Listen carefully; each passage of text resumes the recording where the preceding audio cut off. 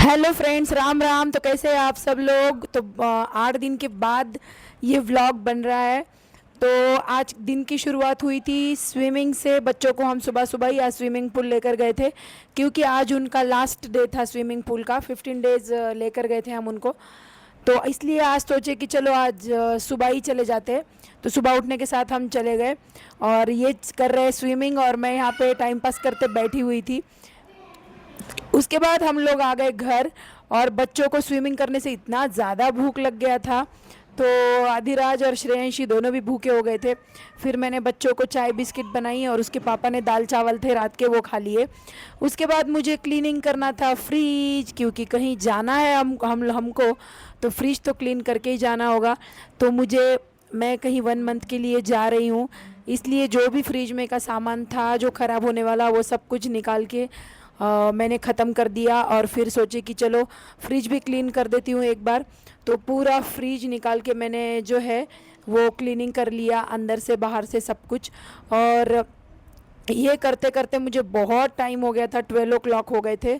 Fridge clean करना, उसके बाद झाड़ू पोछा, पूरे घर के काम। और उसके बाद मैंने और एक काम किया कि अभी जाना है तो बाहर तो नहीं रख सकते शू रैक वगैरह, तो शू रैक भी पूरा अंदर ला के रखा। उसके बाद जो गैलरी में मेरे पेड़ लगे हुए, सॉरी, जो प्लांट्स है, मेरे पास एक रोज़ का कुंडी है और एक तुलसी का था, तो तुलसी सूख गया वो कुंडी में का। लेकिन रोज़ के जो है गुलाब का, उसके अंदर ही एक तुलसी का रोप आया है, तो मैंने वो बाहर ला के रखी। और फिर जो तुलसी का रोप था वो मेरे हस्बैंड ने धीरे से निकाल के वो दूसरे कुंडी में लगा दिए। और मैं आजू बाजू वाले मेरे जो पड़ोसी है उनको भी बोल के आई थी, और वॉचमैन को भी बोल के आई कि आप प्लीज़ इसको डेली पानी डालना, क्योंकि घर में रखूँगी तो कोई तो नहीं रह रहा है, फिर पानी कौन डालेगा, तो सूख जाएंगे पेड़।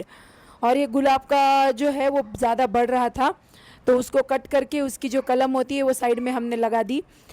और फिर बच्चों ने उसमें पानी वगैरह डाले दोनों इसमें। और फिर मैं घर के नहा धो के, फिर मैंने 12 साढ़े 12 बज गए थे मुझे करीब। तो फिर बच्चों को भी भूख लग गई थी, फिर मैंने सोची कि चलो थोड़ा थोड़ा आटा बचा हुआ था गेहूं का, बेसन का, और थोड़ा सा रवा भी था। तो मैंने सोची कि चलो मसाला पूरी बना देती हूँ, सुबह शाम के लिए हो जाएगा, क्योंकि शाम में हमको निकलना है जहाँ मुझे जाना है। मैं आपको बताऊंगी कहाँ जाना है, तो उसके लिए व्लॉग एंड तक देखिए। तो सबसे पहले मैंने मसाला पूरी के लिए लिया था गेहूं का आटा, थोड़ा सा ज्वारी का आटा, थोड़ा सा बेसन का आटा, और उसमें थोड़ा सा रवा डाल दिया था मैंने।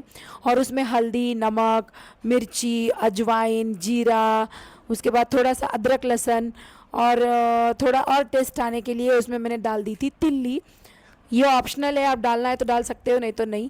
और इसको सब अच्छे से मिक्स करके आपको पानी से इसका अच्छा आटा गूंदना है।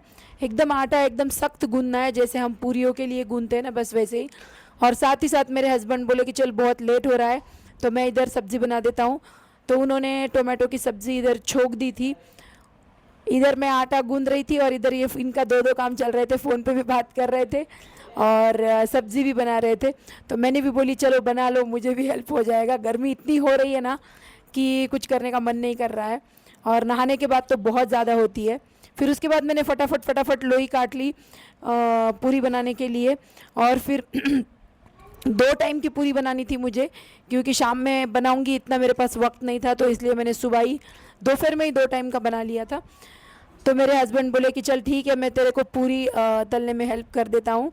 तो मैंने बोली चलो सोने पे सुहागा, अच्छा ही है, मुझे तो अच्छा ही है आप तल के दोगे तो इसलिए उन्होंने रख दी है कढ़ाई, और मैं इधर फटाफट पूरी बेल रही थी और उन्होंने फटाफट इधर पूरी तलना शुरू की। और बच्चे इधर ऊपर के ऊपर खा रहे थे।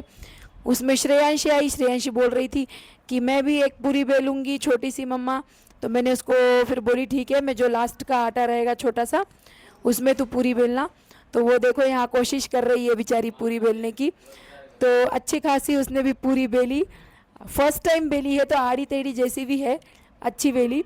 उसके पापा ने उसको फ्राई करके दी और वो बोली कि ये पूरी मैं ही खाऊंगी। और उसके बाद मेरा एक काम बचा था। आप भी ऐसा करते हो क्या? प्लीज़ मुझे कमेंट करके बताना। रात की 2 पराठे मेरे बच गए थे, क्योंकि क्या हुआ था ना, कल बच्चे बोल रहे थे पिज़्ज़ा खाना है पिज़्ज़ा खाना है, तो हम सब पिज़्ज़ा खाने के लिए चले गए थे। तो 2 पराठे बचे थे। तो मैं ज़्यादातर तो रोटी फेंकती नहीं हूँ, जितना हो सके उतना तो मैं लिमिट में ही बनाती हूँ। अगर 1-2 रोटी तो बच ही जाती है तो वो मैं कभी नहीं फेंकती, उसको कुछ ना कुछ बना लेती हूँ उसका। तो मैं क्या करती हूँ ना, ऐसा अगर 2 पराठा बच जाता है या बेली बच जाती है तो उसको 4 टुकड़े उसके कर देती हूँ, या फिर बच्चों को अगर पसंद है अलग अलग शेप तो उस शेप में आप कट कर लो और उसको डीप फ्राई करना है। तो आप बोलोगे कि ये बहुत ऑयल पीता होगा, ऐसा होता होगा, वैसा होता होगा। ऐसा कुछ नहीं होता। रोटी ये हमने सेकी हुई रहती तो ये तेल भी ज़्यादा नहीं पीती है, उसको तेल ज़्यादा नहीं लगता आपको। तो मैंने ये कट करके रख दी रोटी। उसके बाद मेरे हस्बैंड ने ये पूरी पूरियाँ तल ली और उसके बाद जो रोटी थी उसको भी उन्होंने फ्राई कर लिया साथ ही साथ।